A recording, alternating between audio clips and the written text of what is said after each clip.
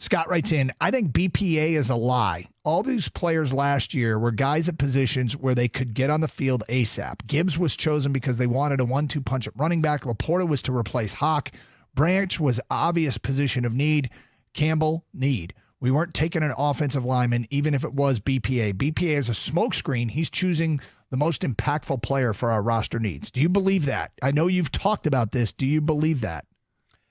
I kind of, in a way I do, because I just think it's been easier for him because they've had so many holes in the roster.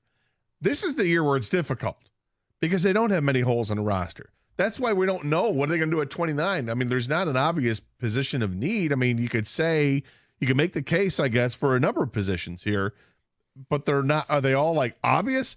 Corner, offensive lineman, edge rusher. I mean, they've addressed all three of those in the offseason to this point, but you're looking for a long-term solution.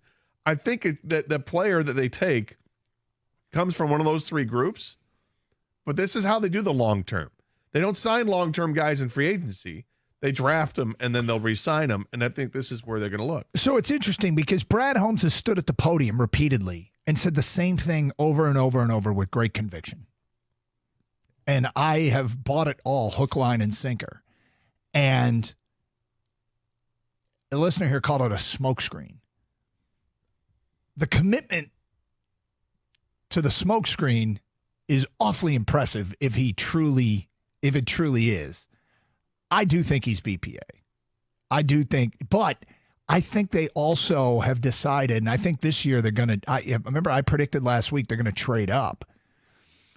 I think they control BPA to a degree in that they maneuver around, still go BPA, but they maneuver around where the player at the position makes the most sense. If that means trade up, like they did with JMO, they traded up to control the narrative. They moved back and still got Gibbs, So I think, and they landed themselves a bonus second rounder in the mix.